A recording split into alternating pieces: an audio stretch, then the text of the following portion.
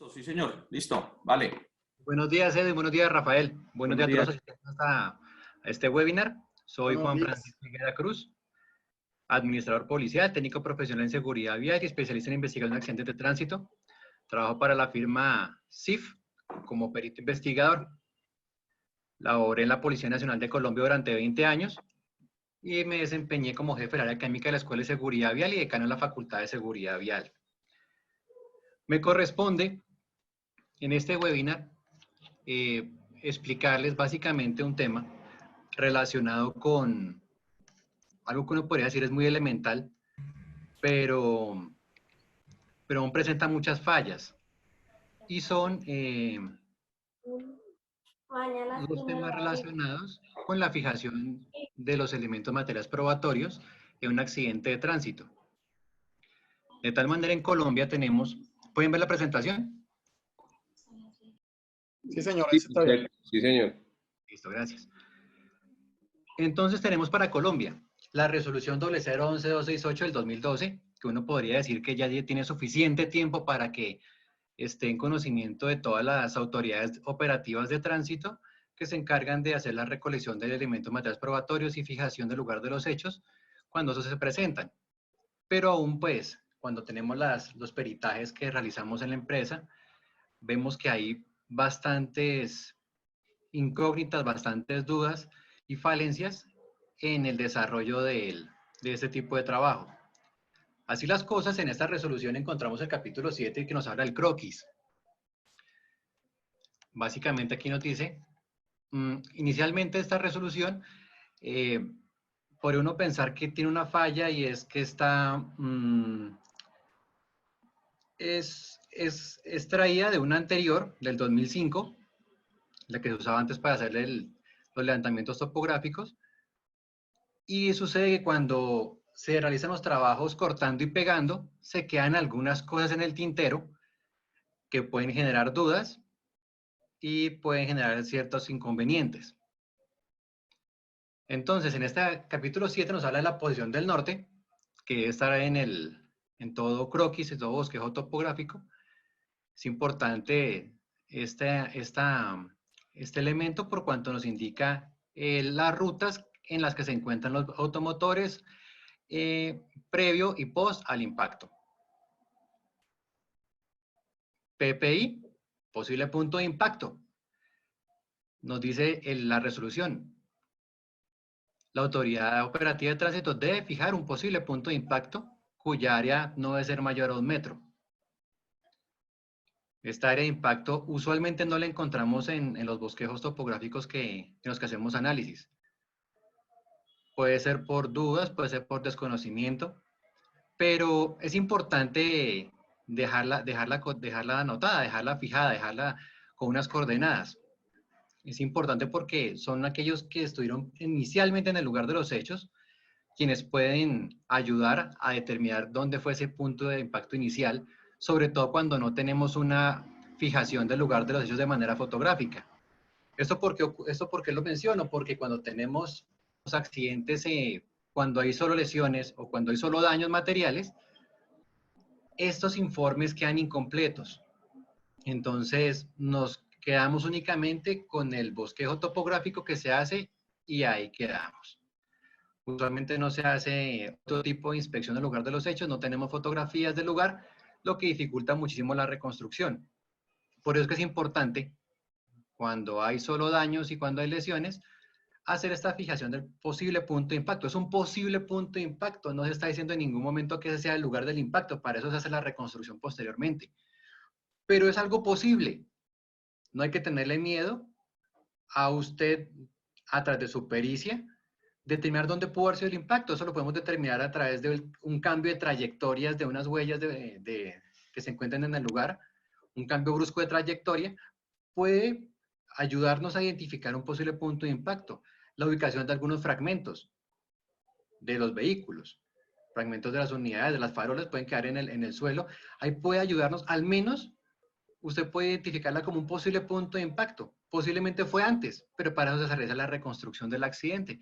Es importante el punto de impacto. Las huellas. Las huellas, como se mencionó anteriormente, el anterior ponente, debemos también dejarlas fijadas. Dice, los diferentes tipos de huellas deberán fijarse tal y como han sido encontrados. Las huellas que no sean rectas deberán fijarse con al menos 3 puntos y identificarse. Si es una huella de frenado, si es una huella de derrape, si es una huella de arrastre. No vamos a profundizar en ese tema, pero sí hay que tener presente qué tipo de huella es para dejarla identificada en el formato que trae para croquis. Igualmente, el inicio y la finalización de esa huella de freno hay que ser muy cuidadoso en las horas de la noche. Obviamente es complicado en ciertos lugares donde no hay iluminación artificial ver la huella de frenado, pero sí es importantísimo dejarla fijada. Vimos ayer que España tiene la posibilidad que al día siguiente van y lo revisan nuevamente en lugar de los hechos. Aquí no se hace eso. Difícilmente se hace esa tarea. Nos queda complejo cuando vamos nuevamente a hacer la inspección en lugar de los hechos, a reconstruirlo. Después de que ocurrió el accidente, 2, 3, 4, 5 días, puede ser hasta meses después, y tener la suerte de encontrarse con una huella de frenado. Hemos encontrado algunas huellas de fricción, algunos arañazos sobre la vía que perduran en el tiempo. Pero es importante en horas de la noche buscar la forma con iluminación de tratar de ver dónde inicia esa huella y dónde termina esa huella. Sobre todo, dónde termina. Las huellas no terminan usualmente en las llantas traseras, usualmente terminarán en las llantas delanteras. Usualmente, no es en todos los casos. Pero es importante ver el principio y el fin de las mismas. Igualmente, cuando tenemos huellas de frenado con frenos antibloqueo, con ABS. Saben ustedes que el sistema antibloqueo, como su nombre lo indica, no hace el bloqueo completo de la llanta, por ende ella no se desliza sobre el pavimento y no se genera esta abrasión, que es la que va a lograr que el caucho quede adherido al pavimento. No, el freno antibloqueo lo que hace es, va frenando la llanta en cuestión de segundos, la va frenando en milésimas de segundo y no se genera ese bloqueo. Bien. Huellas de frenado, entonces, identificar qué tipo de huella es en la que estamos analizando, la que se encuentra en el lugar de los hechos. Si es una huella de frenado, si es una huella de arrastre, si es una huella de derrape, debe quedar identificada en el formato que está diseñado para ese fin. Como dice, como dice la resolución, no encontramos tampoco en muchas ocasiones eso. Las huellas deben quedar, cuando son curvas estas, deben al menos tomarse 3 puntos de la misma, deben quedar 3 coordenadas de la misma, para posteriormente poder determinar qué tipo de curvatura tenía esta huella. Las posiciones finales de los vehículos, motocicletas, víctimas y demás elementos materiales probatorios que se encuentren en el lugar de los hechos. ¿Qué elementos deben quedar en el croquis? ¿Qué cotas deben estar en el plano? No como coordenadas que veremos más adelante, sino qué cotas deben existir. Dice la resolución, debe quedar el punto de referencia y su distancia al punto de referencia auxiliar. Cuando tengamos un punto de referencia auxiliar, cuando designemos un punto auxiliar, debemos tomar la medida entre el punto de referencia y el auxiliar. De vez en cuando no se hace. Y es importante tenerlo en presente para poder luego reconstruir el accidente. Deben quedar acotados en el bosquejo topográfico, anchos de vía, anchos de calzada, anchos de carril, andenes y bermas. Usualmente en la mayoría de los bosquejos topográficos se hace, pero casi en ninguno, por no decir que en ninguno, encontramos un dato que se encuentra en la resolución y pues puede ser falta de conocimiento o otra situación, el ancho y largo de vehículos. Ancho y largo de vehículos. Usualmente en ningún plano encontramos esas dimensiones, esas longitudes, y son supremamente importantes cuando tenemos sobre todo cierto tipo de camiones, cuando tenemos semirremolques o cuando tenemos motocicletas. Esa distancia que usted puede tomar en el lugar de los hechos del largo de esa motocicleta nos es supremamente útil para luego hacer una reconstrucción de un accidente. De acuerdo a esa deformación que tiene la motocicleta, se puede estimar algún tipo de velocidad a causa de esa deformación. Igualmente, si ocurre una situación anómala en la que de repente un vértice no esté bien tomado, el largo y el ancho de los vehículos nos pueden ayudar a ubicarlos correctamente dentro del espacio. La resolución dice, el croquis o bosquejo topográfico siempre debe realizarse, independientemente que estén o no estén los elementos materiales probatorios en el lugar de los hechos. Pienso que es más importante que no estén los elementos materiales probatorios, que al menos la autoridad llegue al lugar de los hechos y realice una revisión del lugar. No solamente llegar y, no, ya se fueron los vehículos, no hago bosquejo, no hago absolutamente nada y muchas gracias. Porque pueden haber elementos que sea importante dejarlos fijados dentro de un croquis. Entonces, no solo es porque lo diga la norma, sino porque es importante que se inspeccione el lugar, al menos se revise una huella, un derrape, un zapato. Puede haber una bolsa con elementos que nos permitan identificar dónde puede haber estado la víctima al momento de algún tipo de atropello. Sangre. Es importante al menos hacer la inspección del lugar. Si ya no están los vehículos, que pues no se podrán fijar, aunque como les decía en un principio, cuando hacemos un corte y pegue de documentos antiguos a documentos nuevos, encontramos algunas situaciones, y esta es una situación de esas. Si ustedes leen la resolución, van a ver lo siguiente: los vehículos movidos o trasladados no se diagramarán, igualmente las víctimas, lo que está diciendo hace un momento. Pero en la misma resolución nos dice que los vehículos se diagramarán en forma punteada. Lo que ocurre cuando hacemos un control C y un control B de un documento. Entonces quedan dos cosas, dos situaciones que son completamente opuestas. O no los dibujamos o los dibujamos punteados. Las bicicletas y motocicletas se fijarán desde sus ejes, los vehículos desde sus vértices. Entonces, bicicletas y motos desde los ejes de las mismas y los vehículos desde los extremos. Dice la resolución, cuando hay alguna deformación tan grande en los vehículos que no permita ver sus vértices, tendrá que medirse los extremos de los mismos. Básicamente es la misma situación, son los vértices, así no tenga, digamos que no tenga el vértice natural del automóvil a causa de una deformación.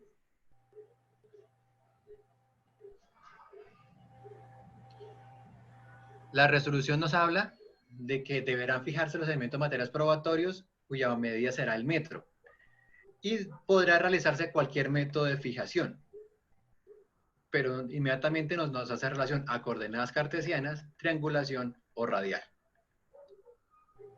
Entonces, coordenadas cartesianas, triangulación o radial, para efectos del común de los accidentes de tránsito se emplean o cartesianas o la triangulación. También a falta de pronto de algún tipo de elemento un poco más técnico para poder hacerle el método radial, que explicará más adelante y que también se explicó en una parte anteriormente.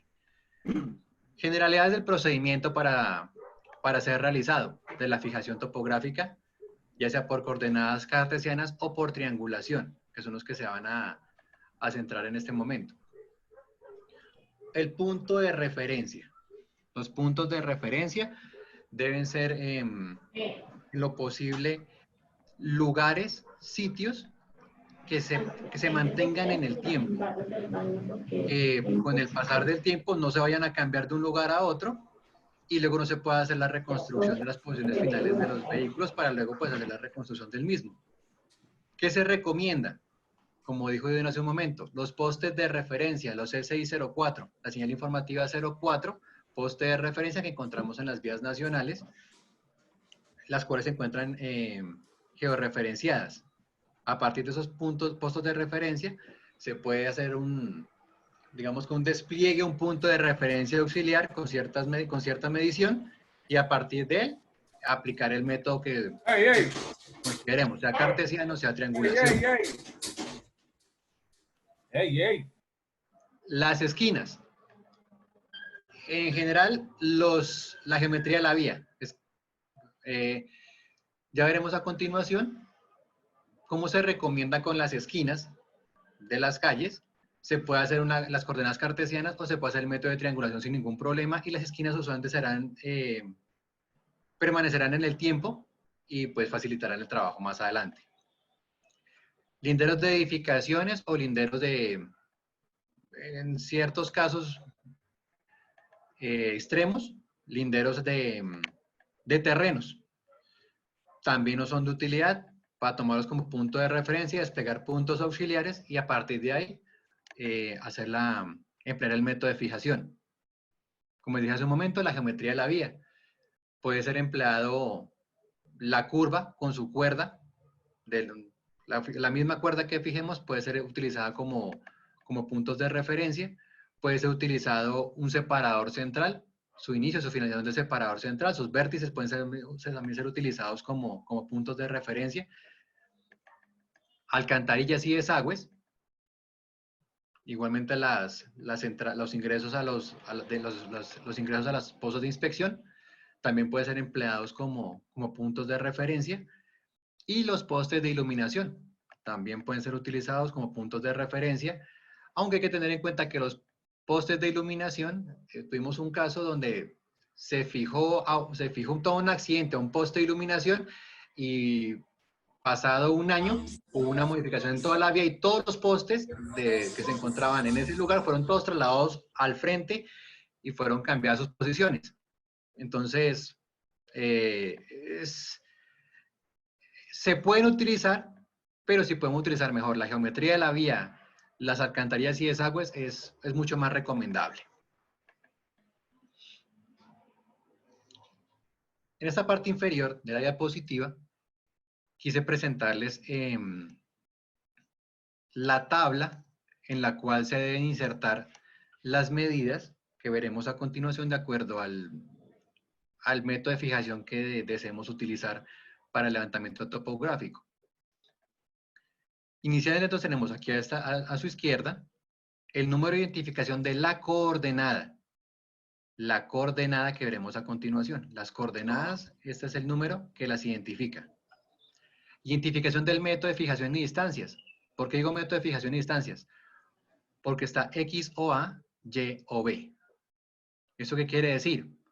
Que si yo marco X y Y, así está haciéndonos un pequeño círculo X y Y, ya a mí que voy a reconstruir, ya me da a entender que el método empleado por usted fue coordenadas cartesianas. Si Mi usted, mayor, colóquelo en presentación, por favor. ¿En presentación? Sí, colóquelo en presentación. ¿Ahí? ¿Se ve? F5, dijítele, F5. Sigue igual.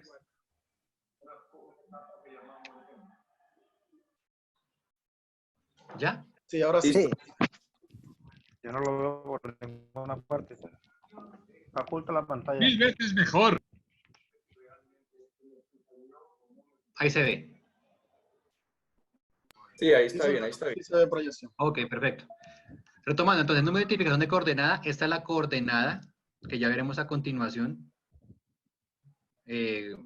Cuál será el posición de cada una de las mismas. Método de fijación y distancias, como les venía diciendo.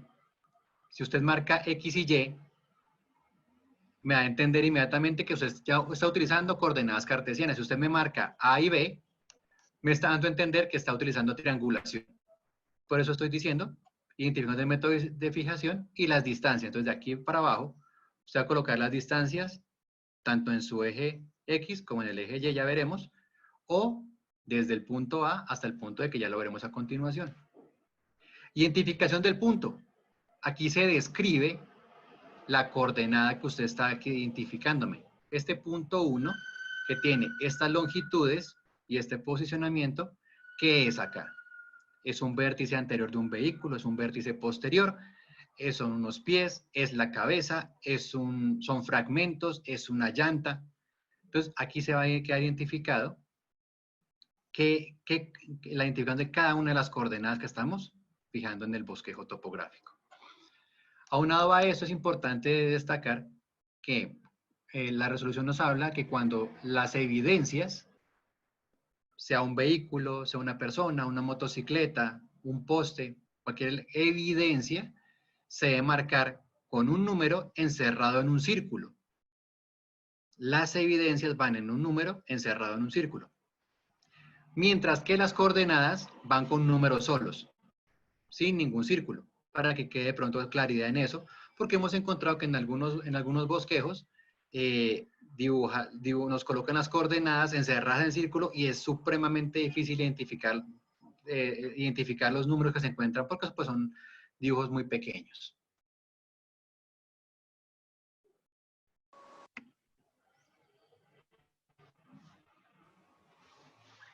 Específicamente hablando del plano cartesiano.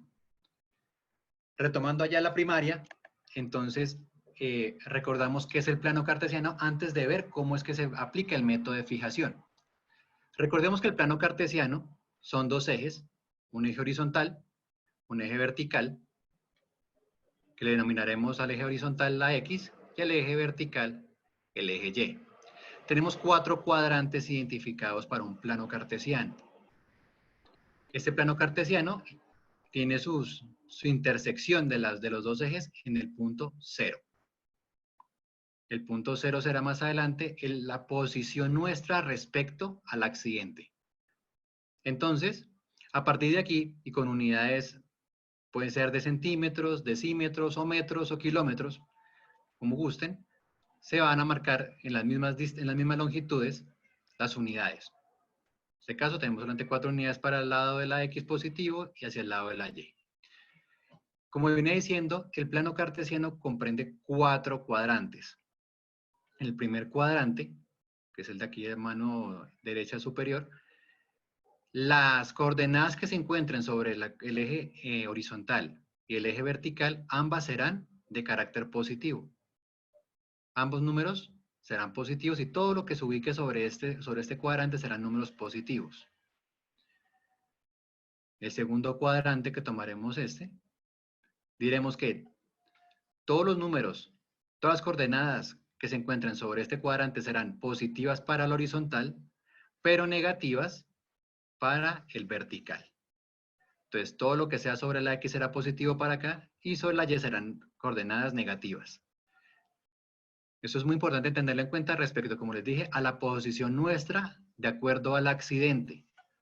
Suponiendo entonces que el accidente sea justamente XY, sus coordenadas serán positivas. Si el accidente está ubicado aquí abajo, como está en la diapositiva, X serán positivas, las Y serán negativas. Tercer cuadrante. Si esta es nuestra posición y este es el accidente respecto a nosotros, todas las medidas, tanto para el horizontal como para la vertical, serán negativas. Y finalmente, el cuarto cuadrante nos indica que las coordenadas para el eje horizontal serán negativas y para el eje vertical serán positivas. Es más probable que encontremos bosquejos topográficos empleando esos dos cuadrantes. Es lo más normal. O se ubicó usted sobre toda la izquierda del accidente y tenía el accidente sobre su mano derecha, o el accidente es lo suficientemente grande para que cubra tanto su mano derecha como su mano izquierda, como lo veremos a continuación. Ejemplo. Tenemos una tabla de coordenadas,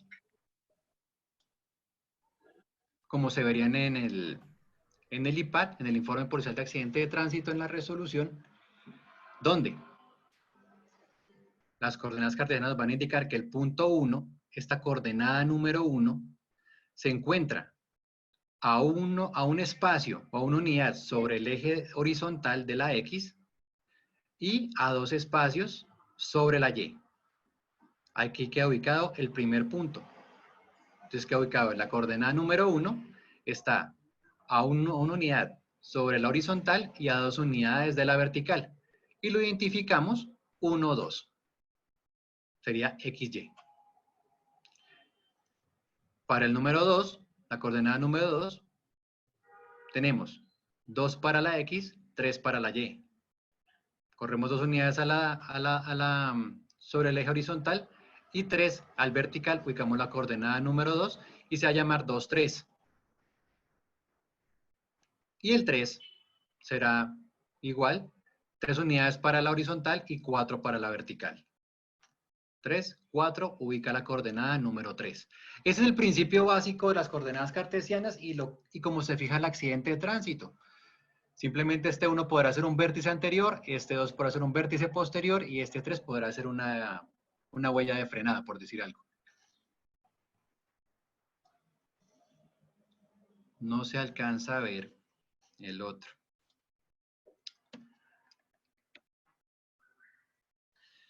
Minimícelo. Ya.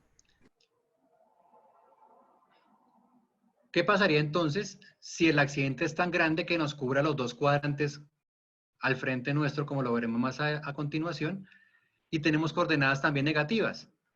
Entonces, la coordenada número 1 va a estar ubicada, digamos que es el mismo plano cartesiano, pero pues ya a su cuadrante 4, por decirlo de alguna manera, teniendo en cuenta que es 1, 2, 3 y 4, estamos usando 1 y 4. Cuarto cuadrante, tenemos menos 1 y 2. Menos 1 para la horizontal y 1 positivo para la vertical. Menos 1, 2. La coordenada número 2 está ubicada a 2 unidades negativas sobre el eje de la horizontal y a 3 sobre la vertical. Y finalmente tenemos la coordenada número 3 ubicada a 4 unidades negativas de la horizontal y 4 de la vertical. Existe una situación particular respecto a la ubicación de las coordenadas cartesianas cuando se habla de las distancias negativas, porque pues en topografía se podría pensar que las coordenadas negativas no caen al nivel de tierra, sino que caerían por debajo. Sin embargo, estamos hablando de unas coordenadas cartesianas, por ende, que sea positivo o sea negativo, en este caso, para este efecto, no tiene ninguna afectación en la ubicación de los elementos materiales probatorios. Es un plano cartesiano y esas coordenadas corresponden a ubicaciones de un plano cartesiano. Básicamente esa es la forma como se fijaría un accidente de tránsito con esas coordenadas cartesianas, teniendo un eje horizontal y un solo eje vertical. Ya les explico a continuación cómo debería hacerse en un caso más real. Mi mayor le quedan 10 minutos. Pero me quitaron 10 de la desconexión, esa confabulación suya, hermano. No, señor. Eso le está reponiendo, tiempo de reposición. Eso. Exacto. Si quiere, miramos el bar. Eso. Tenemos tiempo. La triangulación, ¿a qué se refiere? Tendremos 2 puntos de referencia al menos. La triangulación se basa, uno podría pensar en que sean solo triángulos. No, es la intersección de circunferencias cuyos radios nos van a ayudar a conformar unos triángulos por medio de los cuales también podemos hacer una fijación de un lugar de los hechos.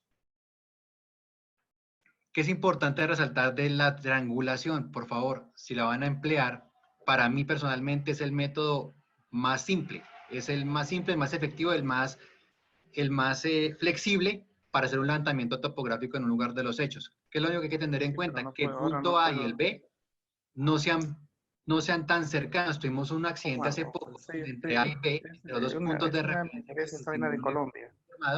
dejó 1 metro. 1 metro entre A y B, se hacen tan agudos los triángulos que son prácticamente imperceptibles. Pues esta sí. Y no logro identificar en qué posiciones se encontraban los elementos materiales probatorios. Lo ideal es no utilizar una distancia un poco más, una longitud amplia para que estas circunferencias o estos triángulos queden bien formados y no se generen dudas al respecto. Entonces, tenemos un punto de referencia A, un punto de referencia B que están aquí marcados, una distancia entre los mismos que será como la base del triángulo, y este método es maravilloso porque se puede hacer con compás. Entonces es mucho más práctico. Si no tienen compás, pues es más difícil hacerlo para hacer las mediciones. Pero con un compás es muy simple. Se ubica el compás, se hace la apertura del compás a la distancia que usted haya medido su elemento material probatorio, supongamos que se hace aquí 1 centímetro, hace su circunferencia con un radio de 1 centímetro y que de A hasta la evidencia sea otro centímetro, se hace otro radio, y donde se intercepten las dos, ahí será su punto de referencia, su punto número 1 de coordenada. Eso lo explicará más adelante el ingeniero Remolina. Simplemente es una introducción al tema. Algo importante para el tema de triangulación es que de repente usted puede necesitar una cinta métrica más larga. Es importante tener en cuenta que se van a tomar distancias un poco más extensas, longitudes más largas, que con el método de coordenadas cartesianas. Entonces sí es importante tener en cuenta eso, porque aquí no tendremos una regla base como una línea base, sino serán distancias desde un punto directamente hasta el punto que necesitamos. Si se nos acaba, la cinta métrica a medio camino, pues se puede torcer la medición y podemos tener algún tipo de problema ahí. Es algo que puede sonar lógico, pero pues es importante mencionarlo. Es lo que yo me refería cuando del punto A al punto B están muy próximos y hacemos las circunferencias de acuerdo a las mediciones que ya hemos tomado en el lugar de los hechos, nos puede quedar una cuestión como esta. Un ángulo tan agudo que al momento de pasarlo al software de reconstrucción, él no logra identificar si va a estar aquí o puede estar a este lado. Si tomamos unas circunferencias del mismo radio, como estas, y las separamos un poco, le separamos los puntos de referencia, nos vamos a dar cuenta que va a ser mucho más simple la ubicación de la coordenada, donde quiera que ésta esté. Como ejemplo, entonces tenemos un punto de referencia A, un punto de referencia B, y necesitamos sacar la distancia a la coordenada número 1. Aquí tenemos la misma tabla que se utiliza en el IPAD. Marcamos A y B, ya no es X y Y, y aquí son las dos distancias directas, y su identificación entonces dice, de A a 1 hay 1,44, de A a 1 hay 1,44, y de B a 1, de B hasta 1, hay 4,56. La identificación de la coordenada será 1. Solamente hice un par de circunferencias para que pues se viera dónde deberían quedar de acuerdo al punto 1 la interceptación de las dos circunferencias y donde está ubicado el punto número 1. Para el punto 2 exactamente lo mismo, de A a 2 hay 3,64 y de B a 2 hay 2,26. Está marcada aquí en la tabla, y la número 3 está a una distancia de 8,05 respecto a A, y respecto a B está a una distancia de 2,05. Ya lo explicará más adelante el ingeniero Remolina. Yo procedo ahora a explicarles a ustedes muy rápidamente. Ahí ya se puede ver. ¿Sí está visible el ejercicio? Estamos viendo unos círculos que dice AB, sí. ¿Será que hay que cerrarlo? Sí, sí se ve. Sí se ve Ya no clarito. veo nada. Estaba viendo solo la presentación, la que estaba explicando. Permítame un segundo. Compartimos la pantalla aquí. ¿Ahí? ¿Está compartiendo hasta ahora? No, no se Ok. ve nada. Ya, Y listo. ahora sí sale un Ya, ahora sí, ahora sí, triángulo. ahora sí. Bien. Tengo un accidente de tránsito. Para efectos de esto me quedó el cuerpo en la evidencia número 1, el zapato en la número 2, otra evidencia en el número 3, otro zapato, el vehículo es el número 4 y una huella es el número 5. Como decía ayer Rafael, no necesariamente el cuerpo debe ser el número 1. En este caso, se encuentran las evidencias en el orden en el que fueron halladas. Si es en sentido opuesto, se marcará en sentido diferente. El número 1 no tiene nada que ver con el occiso. Entonces tenemos un accidente en una intersección, un posible atropello. Vamos a ver cómo se aplicaría entonces el método de coordenadas cartesianas. Entonces, llegando al lugar de los hechos podemos, como les dije en un momento, ubicar un punto de referencia. Puede ser un poste, que hay varios postes, puede ser un lindero, puede ser los linderos de las casas. En este caso vamos a hacer un despliegue de los andenes, una prolongación de los andenes. Aquí por la altura del andén no se logra ver bien la línea, pero Si ubicamos la cinta métrica sobre el andén, digamos que vertical, perdón, el andén vertical, y lo proyectamos hacia adelante, nos va a dar nuestro eje Y. Y si proyectamos el otro andén, nos dará nuestro eje X horizontal. Donde se intercepten las dos líneas, esas dos proyecciones del andén, podrá ser utilizado como nuestro punto de referencia. Es un método muy simple, muy efectivo, porque esta geometría vial de esta esquina no va a ser cambiada en un tiempo indeterminado. Por ende, al hacer la proyección de andenes, se puede generar un plano cartesiano. Nos ubicamos de esta manera, que está el uniformado ubicado. Lo ubiqué de esa manera con las manos en esa forma para que su mano izquierda nos señale hacia dónde quedará la proyección del eje vertical y su mano derecha donde quedará la proyección del eje horizontal. Identificamos entonces, con base en lo que encontramos en lugar de los hechos, tratamos de identificar cuántos vértices o cuántos elementos debemos tomarles medida. Entonces tenemos una cabeza, tenemos unos pies. En algunas ocasiones se habla de que solamente se puede tomar al centro del cuerpo. Algunas personas hablan que es al centro del cuerpo y con eso basta. No siempre basta, porque si no tenemos la inspección al lugar de los hechos, si no tenemos las fotografías, por alguna razón no se llegó a hacer, no sabemos en qué posición quedó la persona. Por eso es importante que, como sea, no nos cuesta nada, nos va a tardar una medida más, tomemos cabeza, pies. Encontramos un zapato, dice que los elementos donde hay lagos semáticos, donde hay charcos, donde hay ciertos descascaramientos de la vía, donde hay varios elementos reunidos, tomemos una medida al centro del mismo. Aquí tomamos un zapato. Dice la número 4.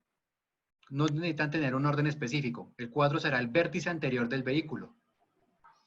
El número 5, para llevar de repente el mismo orden de no se nos pierde el carro, será el vértice posterior del vehículo en este caso.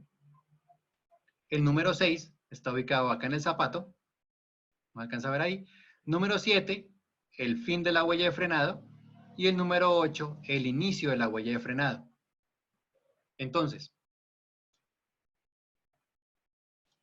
una vez tenemos identificado mentalmente cuántas medidas debemos tomar, podemos hacer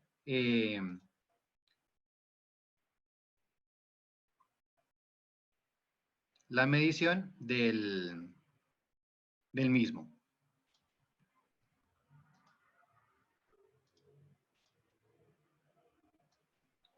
Entonces, aquí pues ya adelanté un poquito el trabajo, ya tomé las medidas, ¿y qué pasa? Tenemos la misma situación que en el formato del IPAT. Un punto, una identificación de coordenada, 1, 2, 3, 4, 5, 6, 7, 8, que estarán acá, 1, 2, 3, 4, 5, 6, 7 y 8, están aquí sobre el lugar de los hechos. Una coordenada sobre el eje horizontal, una sobre la vertical, que es muy importante que tengan en cuenta, es no confundir los dos ejes. Si yo podría decirles a ustedes, si nos paramos como el policía que está acá, nuestra mano derecha será siempre nuestro eje horizontal y nuestra mano izquierda nos señalará el eje vertical para de pronto no tratar de perderse tanto. Solamente estamos usando el cuadrante número 1, todas las medidas positivas. Así las cosas, la coordenada número 1, la cabeza de este hombre, está a 2,90 metros sobre el eje de la horizontal, sobre la X, y está a 3,40 metros del eje vertical. Aquí queda la coordenada número 1. Esto no se acota. Estas medidas que tomamos de acá hasta acá y de aquí hasta acá, esto no queda acotado. Esto no debe quedar aquí líneas punteadas, ni deben quedar líneas, ni nada de eso. Es la coordenada y en la tabla, la coordenada con sus respectivas medidas. Esa es la diferenciación que hace esta resolución para evitar que tengamos una cantidad de líneas y líneas y líneas, tanto horizontales como verticales, que hacen que se confundan absolutamente todos los elementos. Entonces únicamente marcamos como 1 y el 1 está a 2,90 con 3,40. El número 2 estará a 4,30 sobre la horizontal y a 260 de la vertical. El número 3 estará a 6 metros de la horizontal y estará a 3,20 de la vertical. La número 4 a 7,80 de la horizontal y a 3,10 de la vertical. Y así sucesivamente, esa es la respectiva toma de las medidas. Ese es el método de coordenadas cartesianas. Ahora bien, puede pasar lo siguiente y a usted le gusta complicarse la vida. Entonces lo hizo al contrario. Separó fue de esta forma.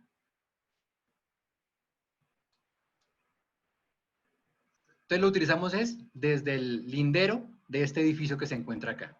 Entonces usted una distancia de 90 grados hasta el andén. Ese es su punto de referencia. No como en el anterior, aquí será su punto de referencia, será el lindero. Una distancia hasta el punto de referencia auxiliar y a partir de ahí será el 0. Si ustedes se dan cuenta, aquí tenemos el cuadrante número 1, todo positivo, pero nos quedan algunas medidas en el cuadrante número 4, que esas medidas serán negativas.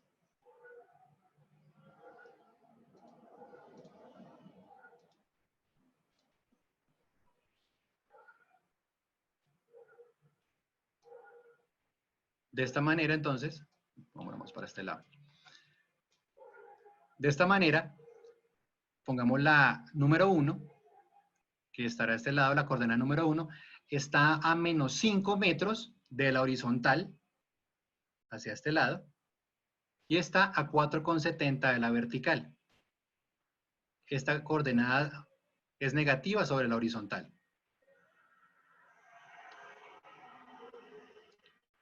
La número 3, que es la otra negativa, estará a menos 38 centímetros de la horizontal y a 3,80 de la vertical. De ahí en adelante serán todas las medidas positivas, como ya se vio anteriormente. No se olvide, por favor, tener muy presente la ubicación de ustedes respecto al plano cartesiano. Las medidas, ¿cómo deben tomarse? ¿Cómo es la idea que se tomen las medidas? Deben tomarse a ras de tierra. Vemos en algunas ocasiones ver cómo se toman algunas medidas estando de pie o entre dos personas, y eso puede ocasionar que la cinta métrica tenga algún tipo de curvatura o inclusive que se tomen medidas de forma diagonal y pues generen algún tipo de inconveniente al momento de hacer la reconstrucción, al momento de hacer el posicionamiento final de los elementos materiales probatorios. Aquí tenemos otra forma de hacer la fijación. Si este vehículo hubiese quedado aquí sobre el tramo recto de la vía, se hubiera podido utilizar fácilmente este poste de iluminación como poste de referencia y desplegar al auxiliar, o este lindero de esta casa. No tiene ningún inconveniente para hacerse.